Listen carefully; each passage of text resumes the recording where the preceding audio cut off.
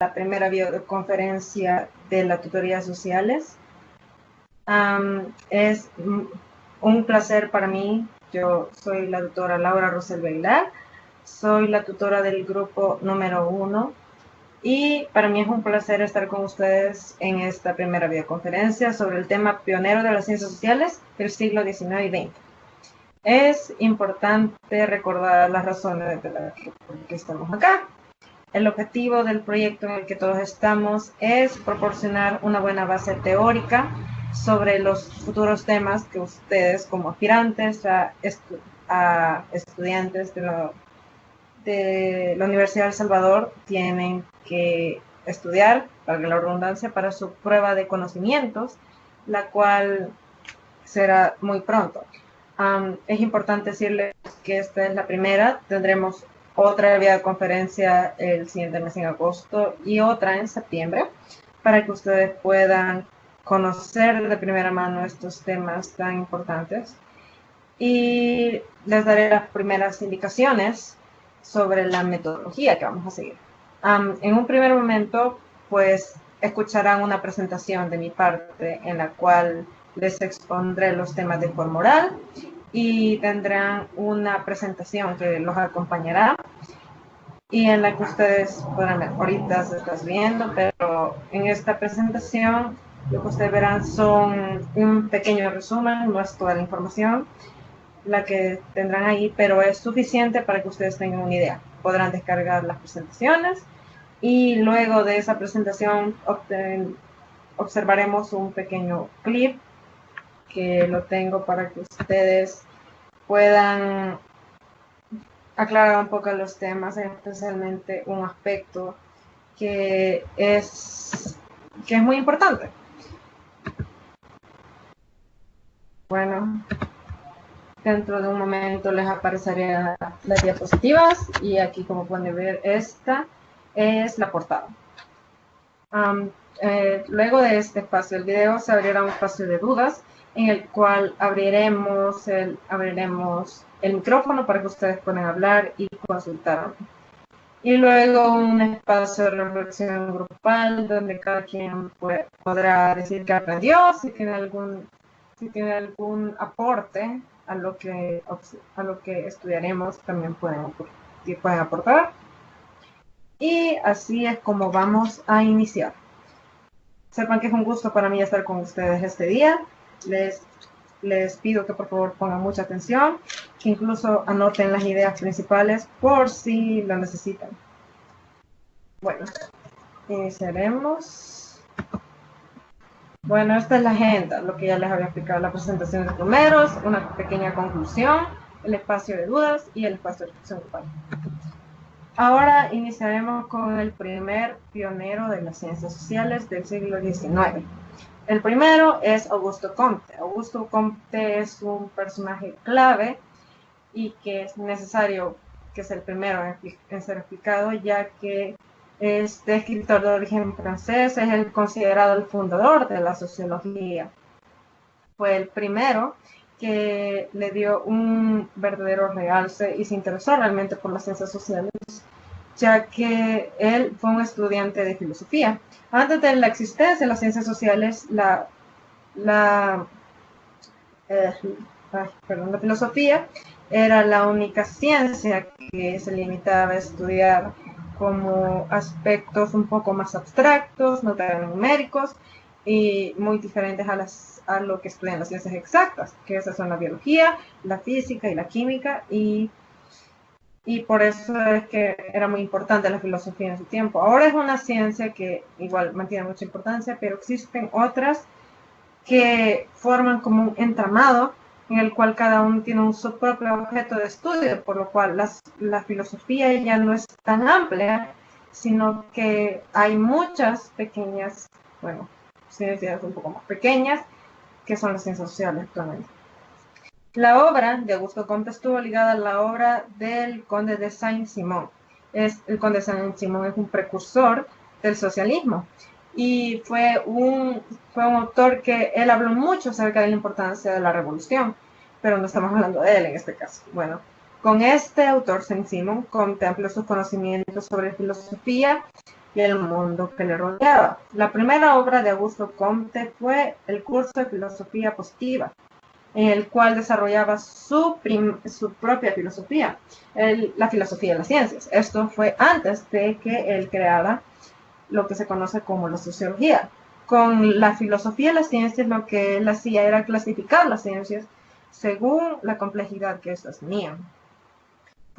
Se formuló una llamada ley de historia de las ciencias, ley de historia del espíritu humano, en el cual distinguió las llamadas ciencias del alma y la ley de los tres estados. Los tres estados eran el de estado teológico, que es el estudio de los asuntos relacionados al todo el misticismo que conlleva la religión y la existencia de Dios mismo. El metafísico, que es básicamente la esencia del ser. Bueno, es similar, pero estábamos hablando de eso. Y el estado positivo, el cual es un análisis de cualquier objeto o problema mediante un método. Cabe destacar de que Augusto Comte fue el creador de algo que puede que ustedes hayan escuchado antes, que se llama el positivismo, el cual es aplicar los métodos utilizados por las ciencias exactas y las matemáticas en cualquier problema, es decir, estudiar cualquier problema social, cualquier problema en general, desde la óptica de las ciencias exactas y las matemáticas. A partir de esto, Augusto Comte creía mucho en las ciencias exactas y en el poder de las matemáticas, y él trataba de buscar un método para estudiar todos los fenómenos que acontecían en sociedad, pero él era, pese a ser un pionero en este tema, él quizás no podía concebir una forma de estudiar estas ciencias sociales fuera de estos métodos, lo cual es un poco paradójico, ya que él fue el creador de una nueva rama de ciencias que abordan estos problemas desde su propia lógica, desde sus propias teorías y sus propias enseñanzas. Ya no se estudian los problemas sociales desde la matemática, por ejemplo, desde la física, ni desde ninguna otra ciencia, sino que cada rama de estudio tiene su propia forma de estudiar los problemas de una forma íntegra. Augusto Comte creó una llamada física social, denominada luego sociología. La física social es esto que le digo, o sea, una perspectiva positivista del estudio de las ciencias, en el cual se dedicaba a estudiar cada fenómeno y estudiarlo respecto a las ciencias existentes en aquel momento. Como un segundo pionero tenemos a Herbert Spencer, nacido en el 1820 al 1903. Este personaje es un inglés. Él es, bueno, le pasaré de diapositivas. Él es uno de los sociólogos más importantes de su época. Fue un personaje clave en el desarrollo del estructural funcionalismo, y él tomó la teoría de Charles Darwin, la teoría de la evolución, y la aplicó a las sociedades, partiendo de la premisa de que cada sociedad son organismos que progresaban mediante cambios parecidos a lo que experimentan las especies vivas. Es decir, como tales organismos, como desde los más sencillos, las células, hasta los más complejos que podríamos ser nosotros o cualquier mamífero. O sea, una célula por sí es un sistema, pero una persona como yo, como ustedes, somos más que células, o sea, somos células que forman sistemas, y los sistemas nos forman a nosotros. Y así es como él veía las sociedades, como formas que iniciaban muy simples y que luego adoptaban con formas más complejas y intrincándose entre sí, creando sociedades muy complejas en las que no era tan sencillo aplicarlas. Y esta era una idea muy innovadora respecto a su área. Aunque estas ideas no estaban exentas de ser controversiales, debido a que estas ideas, o sea, las ideas de Charles Darwin, que hablaban mucho de la evolución, y hay una idea que se repite mucho en las teorías de Darwin, que habla de que de que las especies se adaptan al medio y que son aquellos que son más fuertes y más capaces de sobrevivir en su entorno los que logran reproducirse y transmitir su código genético para prosperar. Y en cambio, Herbert Spencer no se alejó mucho de esa premisa, aplicándola en las sociedades, claramente. Bueno, él hablaba mucho de la noción de la supervivencia del más fuerte. Se creó la idea de la supervivencia del más fuerte, una especie de darwinismo social que hablaba de que aquellos que eran los mejores en la sociedad, los más fuertes, eran los que iban a florecer y tomar el poder en la sociedad, y aquellos más débiles permanecían en los estratos inferiores y morían. Como ustedes pueden ver, esta es una idea muy controversial, ya que actualmente se defiende toda la vida humana y todas las personas son de igual importancia, lo cual es algo muy curioso esta idea, porque es muy controversial debido a sus características crueles, y además esto legitima la idea de que los ricos y poderosos son los más fuertes y por lo tanto son los que deben tener el poder. Y también es una perspectiva muy determinista, ya que es como que predispone a las personas a pensar de que si nacieron sin dinero y sin poder, pues no hay mucho que hacer, o sea, no son personas fuertes las cuales tengan demasiadas oportunidades.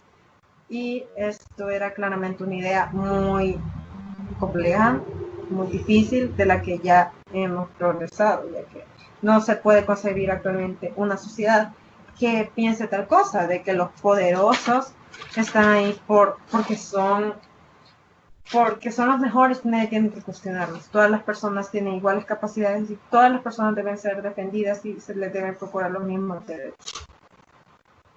Bueno, ahora como el siguiente,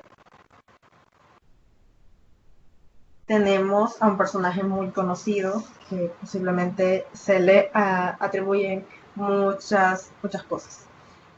Las ideas de Karl Marx. Podemos ver de que Karl Marx es alemán, nació en 1918 y fallece en el 1803. Él es el creador del materialismo dialéctico. Y también es muy importante ya que él es el inspirador de ciertos movimientos, el inspirador de que la idea de que los movimientos sociales que pretenden el cambio social a través de la revolución.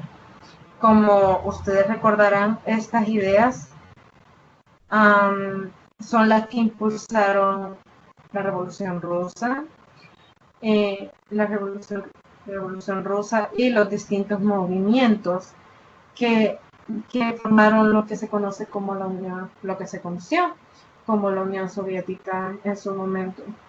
Karl Marx fue el precursor de todas estas ideas y por eso es que se es tan recordado en este ámbito, ya que él fue el primero en concebir la noción de la revolución como un método para conseguir el cambio social. Vamos a ver dentro de poco de que no todos los pioneros de las ciencias sociales pensaban de esta forma. Personas como el conde de Saint-Simon, que lo mencionamos al estudiar a Auguste Comte, y Karl Marx pensaban esto, que el cambio social se conseguiría solo a través de la revolución como una toma radical de los métodos del aparato estatal por parte de las personas. Pero esto no es el caso. Bueno, en su primera obra, llamada El Capital, él parte de la noción de que solo el trabajo humano produce valor. Es decir, de que realmente el valor vamos a hablar del dinero. O sea, lo que realmente da el valor a las cosas y el valor a todo es el trabajo que hay inherente acá, el trabajo que hay inherente a cada cosa que se comercia. También hablaba mucho de la explotación del trabajador para la extracción de la plusvalía. Pero es importante hablar primero de qué es la plusvalía. La plusvalía es la parte del trabajo que no se le paga al obrero, sino que es guardada al capitalista. Hablando de esto, pues, o sea, es algo que podemos aplicar muy fácilmente en la vida diaria. Hay mucha gente que nosotros decimos que está mal pagada, debido a que ellos trabajan mucho y reciben poco por el trabajo que realizan, reciben poca remuneración. En estos casos podemos ver cómo el capitalista ha acaparado la mayor parte de la plusvalía, entregándole un valor mínimo por el trabajo realizado a las personas. También, Carlos Marx denunciaba la esencia injusta del sistema económico capitalista. Hay que recordar el contexto en el que Marx vivía. Marx inició sus estudios junto a Friedrich Engels cuando se encontraba en Inglaterra. Él lo que hacía era ir hacia las fábricas que existían en ese momento y observar las condiciones de vida de los trabajadores. En ese momento, las jornadas de trabajo eran de más de 18 horas y era muy difícil. Se podía ver la calidad de vida malísima que tenían, el salario tan pequeño. Y él denunciaba mucho esto, denunciaba las malas condiciones, los malos tratos y de que realmente no llegaba a las personas lo que ellos producían, sino que solo una pequeña parte, y la mayor parte de los bienes y la riqueza generada quedaba en manos del capitalismo. Él planteaba que el capitalismo terminaría hundiéndose por las propias razones internas, por estas mismas contradicciones que le hablo. Y él esperaba, teóricamente, de que estas contradicciones y la caída del capitalismo es lo que daría paso al socialismo. Y que a través del socialismo, que es un sistema en el cual de que los trabajadores tuvieran control sobre los medios de producción y que las riquezas se repartieran equitativamente entre todas las personas y que todos pudieran tener una calidad de vida muy buena. Ese fue el modelo económico que se trató de implementar, ustedes saben, en la Unión Soviética. Y bueno, nosotros sabemos cómo termina esa historia, así que no es necesario que les diga de que el socialismo, tal como fue implementado, porque no podemos decir que el socialismo implementado es el mismo del que Marx hablaba. El objetivo final de este es la emancipación global del hombre al abolir la propiedad privada de los medios de producción. Es decir, de que ya no exista una acumulación de los medios de producción por parte de los capitalistas, es decir, que todas las personas tengan acceso libre a los bienes que existen alrededor del mundo y que cada quien puede construir una vida libre y equitativa para todos. Ahora pasaremos a hablar de los pioneros del siglo XX. Los pioneros que estudiamos anteriormente son los del siglo XIX, ya que todos se manejan en el rango a tiempo de los años 1800. Ahora hablaremos de los pioneros del siglo XX. Iniciaremos con Emilio Durkheim. Emilio Durkheim era un francés el cual nació en 1856 y falleció en el 1917. Él fue el creador sobre el primer estudio del suicidio en Francia y fue como un precursor, ya que él es muy importante en la sociología debido a que él le gustaba estudiar mucho fenómenos tales como, les digo, el suicidio, y también fue un teórico. Él teorizó sobre las reglas del método sociológico. Su teoría recibe el nombre de la teoría sociológica clásica, así que él es el primero en definir las reglas generales sobre de qué va la sociología, por lo cual es un aporte muy importante a las ciencias sociales. Al contrario que Marx, él temía el desorden social, observando esto como algo banal, y él decía de que por medio del desorden social no se lograba gran cosa. Como ustedes pueden ver, según Marx, estos cambios, estas acciones generadas por la sociedad son revolución, son para provocar un cambio en en el modelo, es para expresar el descontento, es para dar a entender la opinión que se tiene de cada una de las personas y así poderlas ver, hacerlas ver y que ellos pudieran decidir, tuvieran control sobre su destino. Pero para Emilio Durkheim esto no era así, o sea, él tenía una postura muy limitada, por decirlo así, ya que él no consideraba de que el sistema estuviera mal. Para él, todos estos desórdenes solo eran provocados por gente sin clase y por gente de que le gustaba eso, el desorden, que es las ideas que ni siquiera ellos sabían por qué marchaban y que esto no tenía sentido. También es importante agregar de que Emilio Durkheim sigue la línea positivista ya trazada por Augusto Comte. Como ustedes recordarán, la línea positivista de Augusto Comte era el estudio de los fenómenos sociales utilizando técnicas traídas de las ciencias hermanas, las ciencias exactas, como son las ciencias naturales y la matemática. Generar variables para que sean estudiadas y así poder estudiar los problemas. Y para él, para Emilio Durkheim, la Ilustración constituyó una fuerte influencia para sus obras. La ciencia y el reformismo social de esta época fueron una gran motivación para las ideas de Durkheim. Ahora continuaremos con el siguiente pionero de la ciencia. Ay, disculpen si lo ponen aquí.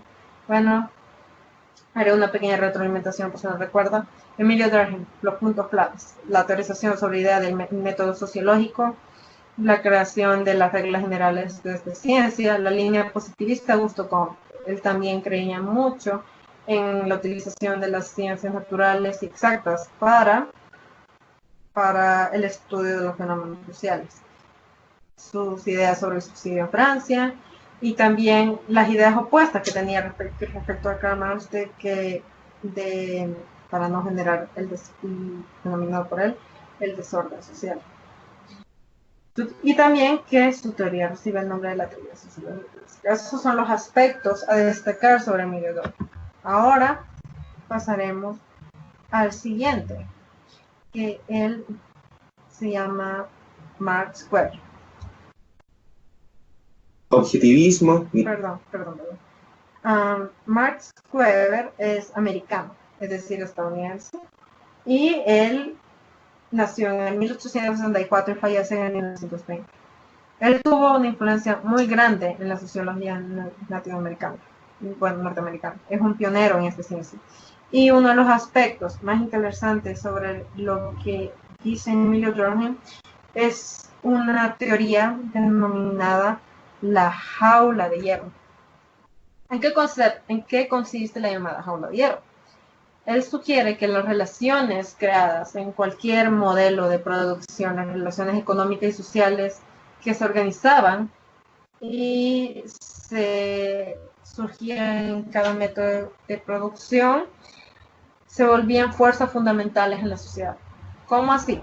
Bueno, esto les puede sonar un poco desconocido, un poco complejo, pero en realidad es una noción muy sencilla de entender. Max Weber hablaba de que si nosotros, bueno, ustedes y yo, nacemos en este sistema de producción y de división del trabajo en el capitalismo, no podemos concebir una estructura social y económica y un modo de vida diferente al que es. No podemos imaginar una vida fuera de este modelo. Pero esto no significa de que solo el capitalismo exista. Esto quiere decir de que si no hubiéramos nacido en el capitalismo, si hubiéramos nacido, como diríamos, en una sociedad socialista, para nosotros nos fuera muy difícil imaginarnos fuera de esta, debido a que es aquí donde hemos nacido y es lo que nosotros conocemos. Y nuestras acciones legitiman este sistema y lo perpetúan. ¿A qué nos referimos? A que, el sistema se mantiene entre sí. Y La visión de vida del individuo y la vida misma están formadas por estas ideas. Nuestras creencias están formadas a partir del sistema de producción en el que hemos nacido, no al contrario. Es la sociedad la que nos ha moldeado a nosotros para tener las ideas que hemos tenido y, por lo tanto, es que el sistema procura protegerse automáticamente. Nuestro sistema educativo está diseñado de una forma que nos hace creer de que solo esto existe. Igual nuestras mentes nos dicen lo mismo de esto. Nos dicen lo mismo. Nosotros no imaginamos un mundo en el que no podamos existir fuera de lo que ya conocemos. Y esto es a lo que habla Max Weber. La llamada jaula, lo que nacemos dentro de la jaula de hierro, no conocemos el exterior y creemos de que solo lo que está dentro de la jaula de hierro existe. Si entendemos la jaula de hierro como el sistema y la sociedad en que vivimos, no podemos concebir no podemos concebir la vida fuera de esto. Todos los que viven en ella reproducen el estilo de vida y perpetúan el modelo, como había una vida. Bueno, con esto podemos hacer unas pequeñas reflexiones acerca de lo que hemos aprendido. Vamos a hacer una pequeña retroalimentación de los 4 para que recordemos los puntos principales de cada uno y luego les mostraré les daré una pequeña conclusión y luego un pequeño video. Bueno, las ideas principales en el estudio de Augusto Comte es que él es el fundador de la sociología y el positivismo. La sociología como la ciencia que estudia la sociedad y el positivismo como el uso de el uso de métodos traídos de las ciencias exactas y las matemáticas para el estudio de los fenómenos sociales. Él clasificó la ciencia según su orden creciente de complejidad y sus ideas crearon una física social, que es lo que conocemos como sociología económica. Herbert Spencer. Lo más importante a rescatar de Herbert Spencer es las ideas tomadas de la teoría de la evolución de Charles Darwin convertidas en el darwinismo social, en la idea de que las sociedades parten de seres simples a seres complejos y sus ideas del más fuerte, las cuales ahora sabemos que son erróneas, de que solo los más fuertes son los más aptos para vivir en sociedad. Karl Marx, creador del materialismo dialéctico, él creía mucho en los movimientos sociales y en el cambio a través de la revolución. Para él solo el trabajo humano produce valor, la plusvalía que es el valor generado por el trabajo que no lo reciben los obreros, sino que queda en manos del capitalismo y la esencia justa del capitalismo y la muerte de esta en base a sus propias predicciones. Emilio Durkheim, las reglas del método sociológico, es positivista como Augusto Comte, no creía en el cambio social. Bueno, no creía que se llegara a él por medio de lo que él denominaba el desorden social, y él escribió sobre el suicidio en Francia. Su teoría recibe el nombre de teoría sociológica clásica.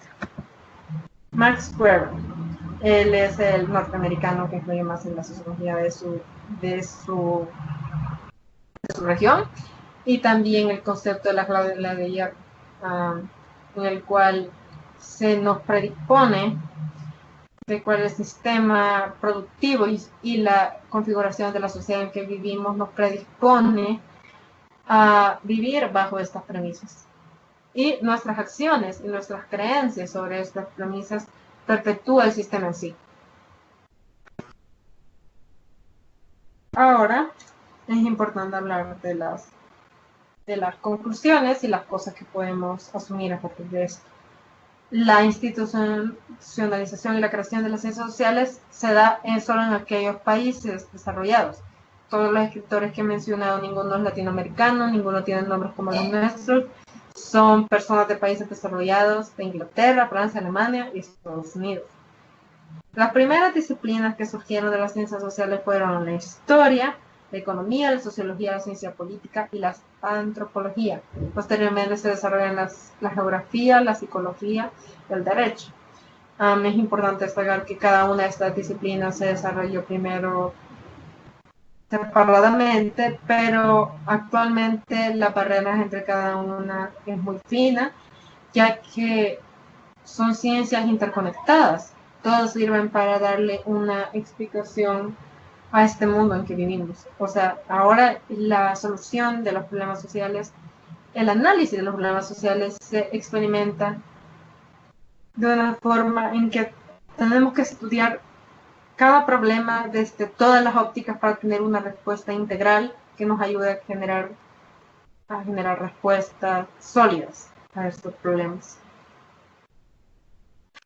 Esto quiere decir que para estudiar un problema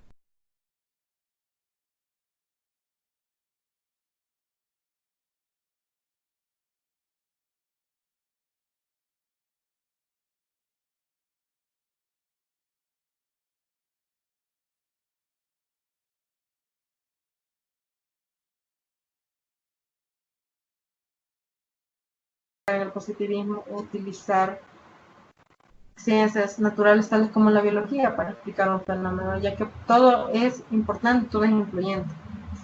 Las ciencias sociales son un conocimiento multidisciplinario, es decir, muchas disciplinas, y transdisciplinario, es decir, que se traslapan entre sí y que las barreras que definen cada una es mínima. Ahora, es importante, bueno, le quitaré un rato a esto y observaremos un pequeño video.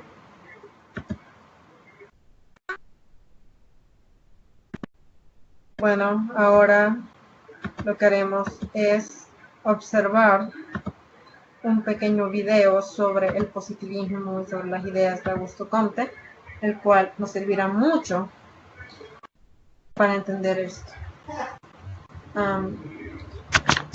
Ahora mismo esto se está abriendo y podemos observar.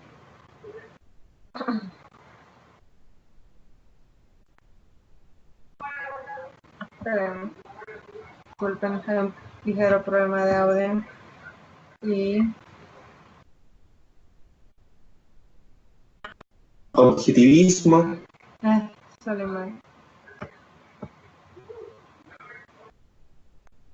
Nihilismo positivo. Y hoy por fin, positivismo. Ya. Con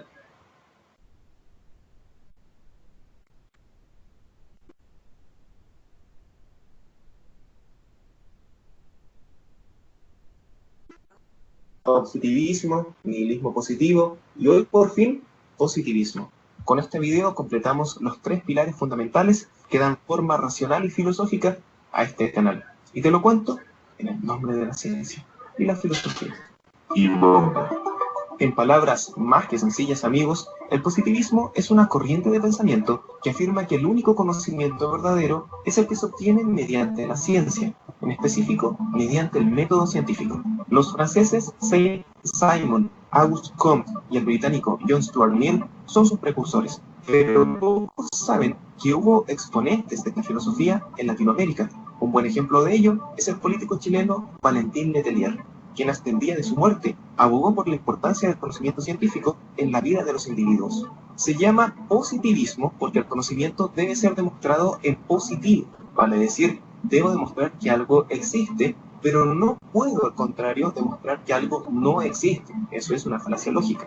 Los positivistas afirman que cualquier disciplina que quiera hacer una ciencia debe necesariamente pasar por un proceso de validación único. Toda ciencia debe medirse de la misma forma si aspira a ser una ciencia. Es por eso que algunos positivistas, por ejemplo, no ven en la psicología una ciencia, porque no puede someterse a las mismas reglas que la biología o la física. El positivista considera siempre que la razón es lo más importante porque nos permite generar un pensamiento inductivo. Recordemos que el pensamiento inductivo es el que, en base a la evidencia, saca conclusiones probabilísticas de lo que debiera pasar después. A diferencia del pensamiento deductivo, no es certero, porque sí podemos evaluar subjetivamente qué pensamiento inductivo es más posible que otro. Esto puede sonar complicado, pero no lo es para nada. Por ejemplo, Todos los días en la mañana salgo en bicicleta y un perro me sale persiguiendo en la misma esquina. Esto lleva pasando un año. Por lo tanto, yo inductivamente puedo decir que mañana también pasará. ¿Qué ocurre, por ejemplo, si nunca me ha pasado esto y yo digo, mañana me va a pasar? El primer pensamiento inductivo es más probable que ocurra que el segundo, porque la evidencia que tengo hasta el momento indica que podría volver a pasar. Los postulados fundamentales, amigos, del positivismo son los siguientes. 1. La investigación científica empieza con la observación o la experiencia personal. 2. Las observaciones son formuladas mediante hipótesis primarias o enunciados singulares, totalmente libres de prejuicios, describiendo un determinado acontecimiento o estado de las cosas en un lugar y un momento prefijados. 3. Los enunciados singulares proceden de enunciados universales, es decir, generales. 4. Mediante el procedimiento de desarrollo de conceptos, se llega a la elaboración de teorías generales que se someten a contrastación por medio de un método adecuado de observación que incluye la experimentación y verificación de sus implicaciones. Si la contrastación tiene éxito, se acepta la teoría, de otro modo, se rechaza. Algo interesante del positivismo es que afirma que solo es posible conocer lo dado, lo evidenciable, lo que objetivamente podemos conocer. El pensamiento mágico y la hechicería queda por lo tanto excluida del conocimiento verdadero. El positivismo identifica 3 fases fundamentales en la historia de la humanidad, y son las siguientes. Fase 1, la fase mágica. Esta es la infancia de la humanidad, en la que la gente le otorgaba explicaciones mágicas a los fenómenos. Si caía un relámpago, era porque Zeus se enojó, y si el mar estaba inquieto, entonces Neptuno tenía alguna cuenta por saldar. La forma de dominar el tiempo o las eventualidades es con respuestas igual de mágicas, rituales, sacrificios y cualquier otra forma irracional. Fase 2, la fase filosófica. En este momento el hombre abandona a los dioses y comienza a buscar la explicación a los eventos. La filosofía llega para de forma racional darle forma al universo. Y la última es la fase 3, la fase científica. Se abandona la búsqueda de ideas absolutas y se comienza a estudiar las leyes que rigen a los fenómenos. El conocimiento científico y la matemática protagonizan una nueva era de saber. Algo que resulta muy interesante saber es que el positivismo tuvo también un ala política, principalmente de la mano de liberales bien conservadores.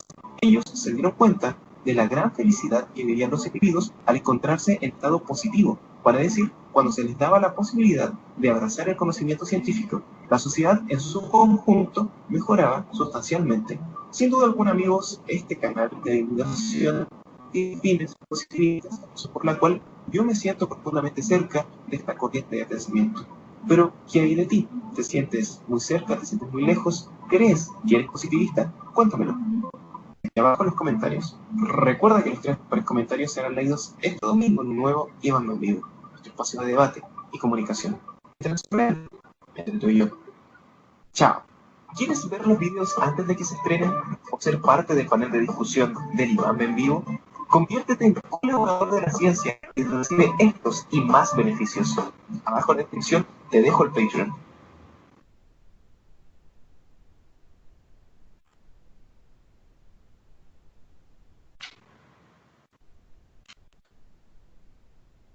Bueno, muchachos, no sé qué pasó, se cortó un poco. No sé, pasó algo muy extraño, mi internet estaba bien y de repente, bueno, es importante pues esto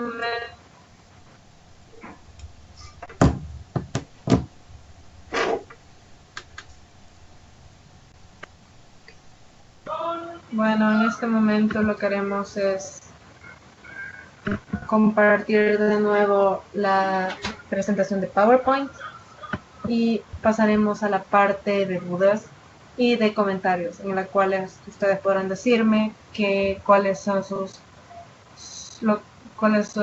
conocimientos previos que han aprendido y que dejen que yo les responda cualquier duda que puedan tener. Es importante abrir este espacio, así que bueno, oficialmente ya no están en mute y podemos hablar libremente sobre cuáles han sido sus enseñanzas, su aprendizaje, mejor dicho, y qué me digan. En ese momento se está cargando.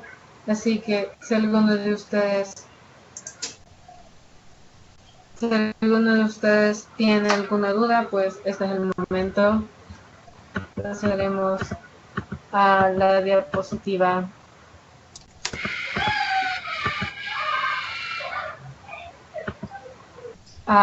Bueno, les dejo el interrogante.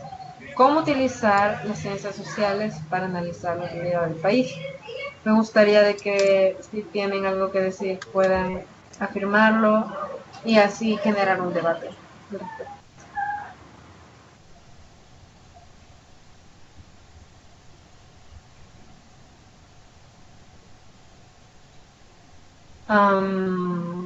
Bueno, dejaremos esta pregunta al aire y si existe alguna duda, pues también son libres de preguntar.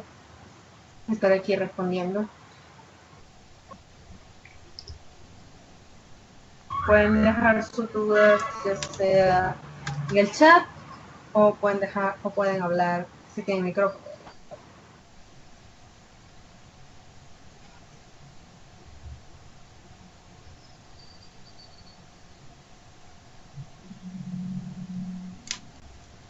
Buenas tardes. Buenas. Quisiera saber un poco más acerca de la presentación de uno de los pioneros, no sé si se la puede regresar, de Carlos Marx. Sí. Sí. ¿Qué deseas saber? Lo repito. No, solamente quisiera saber cuál es su obra más importante. El Capital. El Capital. O sea, su primera obra y es la que se conoce de mayor forma. Bueno, no sé si los demás tienen alguna duda. Está el micrófono activado en este momento para que cualquiera pueda opinar o solventar sus dudas. Bueno, agregando a tu duda, también su siguiente obra, bueno, su obra pionera fue El Capital, pero su segunda obra más importante es El Manifiesto Comunista, el cual de esta se apoyaron muchos movimientos sociales que existieron a inicios del siglo XX y fue el generador de muchos cambios que se experimentaron a nivel mundial debido a que sus ideas impulsaron a amplios sectores de la población a manifestarse. Solamente. Bueno, El gracias. micrófono está abierto por si alguien tiene alguna duda.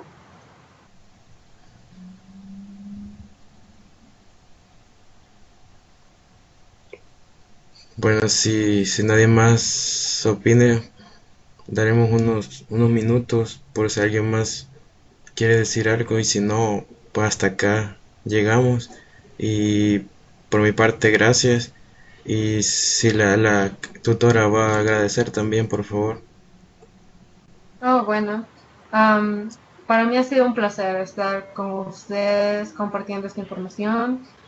Agradezco a las personas que atendieron, que escucharon y espero que hayan aprendido mucho. Si alguno tiene alguna duda, pues puede hacérmelo saber, pero por mi parte yo estoy encantada con mi grupo y estoy encantada con las personas que han atendido. Espero que hayan aprendido mucho y si en unos minutos nadie pregunta, pues cerrará esta conferencia.